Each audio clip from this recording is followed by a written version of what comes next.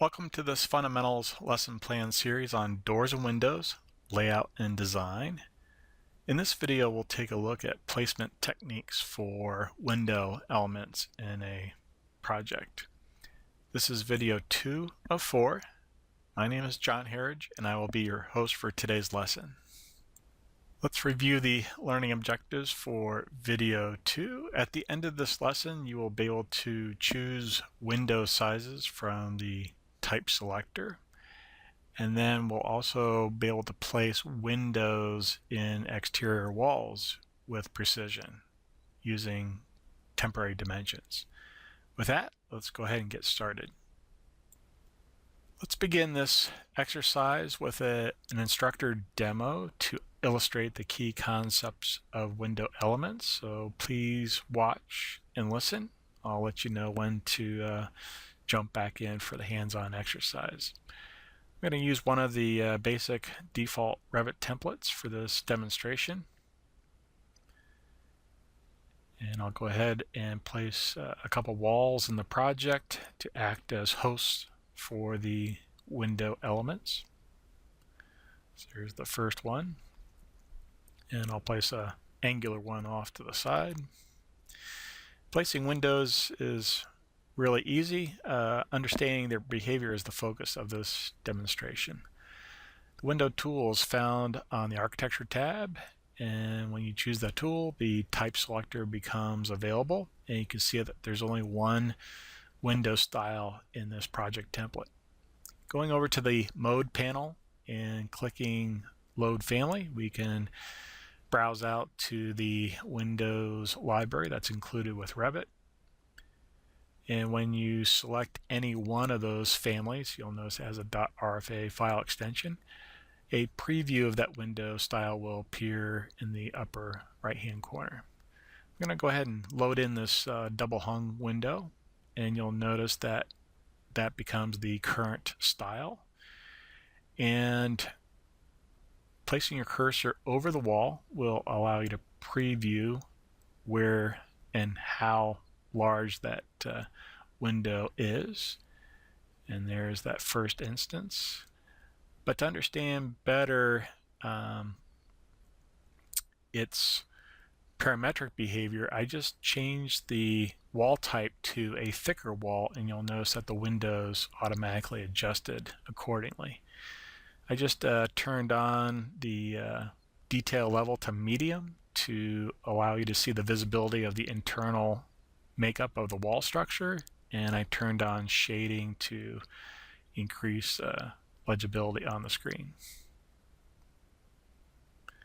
All right, so I'm going to go ahead and create another instance of this, and you'll see that I accidentally placed it such that the window was facing internal, and then I used the flip grip to change its orientation. So the exterior face of the window is now in concert with the exterior face of the wall. All right, I opened up the south elevation view just to help you understand that when you place windows in a plan view, all model views update instantaneously. So as I had placed that window, these elevations were updating in real time.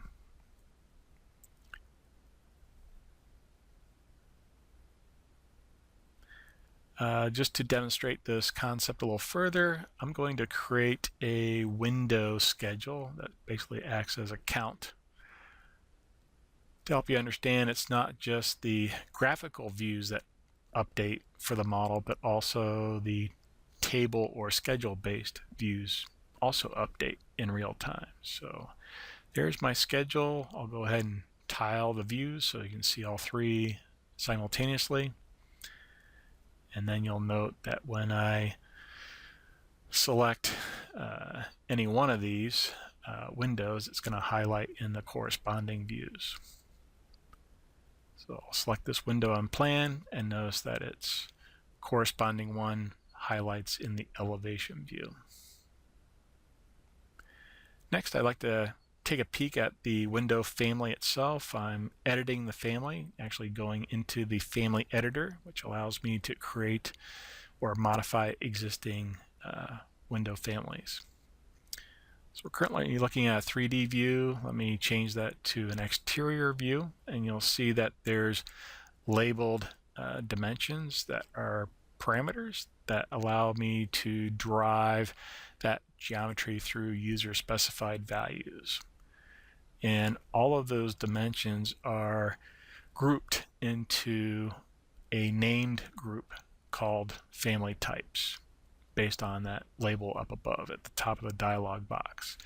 And so if I change that to a different size, you'll see that it not only changes the values of the labeled parameters, but it will also drive the geometry that you see on screen to the right. So if I select one of these parameters, you'll see it highlight in the model view for reference. All right, so let me go ahead and change this.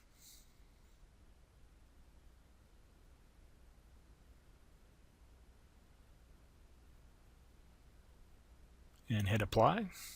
And you'll notice that the window's taller. That is reflected with that height, sill height.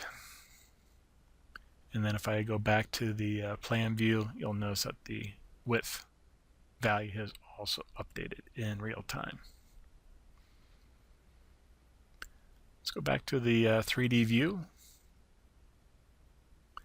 The context for windows is missing in terms of windows are hosted in walls. So I'll go ahead and turn on the wall category just so you can see that for reference.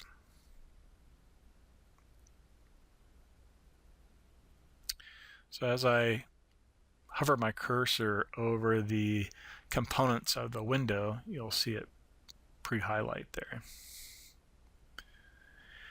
What I'm doing now is I'm looking for a specific component that actually performs the cut operation in the project environment. So let me go ahead and create a raw selection set, if you will, and then the category I'm interested in is called opening cut.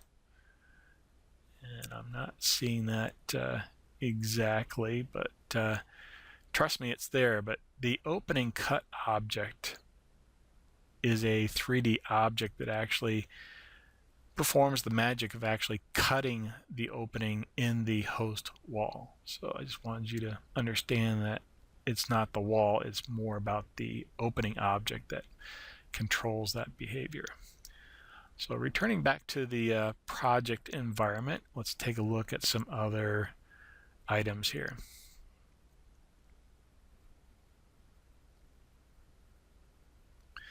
So in terms of working with precision, if we select a window to reveal its temporary dimensions, we can use the shape handles on the dimension witness lines and set its reference context and then change the value to the value that we're seeking.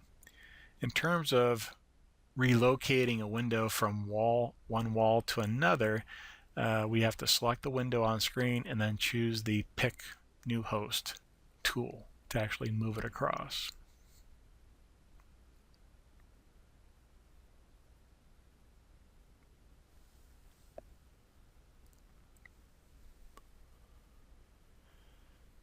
All right, one more concept to address here. Actually, two more. When you remove a window from a model view, please note that it removes it from all model views. So be very careful when you're using the delete key with model-based objects, because it does remove it entirely from the project. Note that windows have a contextual relationship to the floor level reference plane. So when I drag that level 1 reference, the window maintain that same sill height offset relationship. And that's encoded in the window family itself. And I just created a instance override to change that sill height if it was necessary. This concludes the instructor demo. Let's go ahead and begin this hands-on exercise. Go ahead and click on the Open command and browse out to your tutorial directory and open up the Doors and Windows 02 exercise file.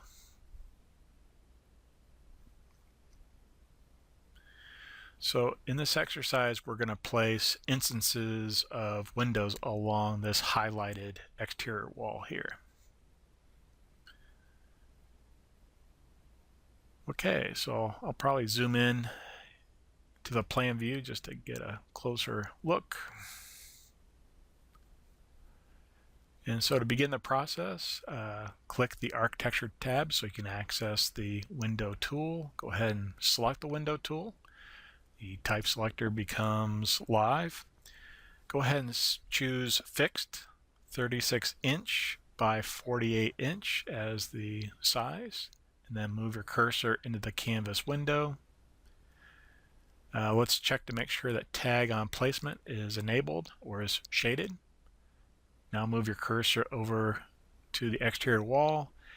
Make sure your cursor is on the exterior side of that wall, and then try to acquire a 5-foot offset snap from that corner, and then go ahead and place 4 instances after that are approximately 5 feet apart. And then move across the hallway there and go ahead and place 2 more window instances. And if need be, feel free to use the temporary dimension to change the offset relationship. In this case, I'm going to set this back to 5 feet. I'll go ahead and hit the escape key or choose the modify tool to end the window placement process. This concludes this exercise. Let's go ahead and save the file as. Navigate out to your project directory, and let's save it as Doors and Windows 02 exercise finished. Go ahead and click save after you give it a name. Again, this concludes this exercise. Let's take a look at next steps.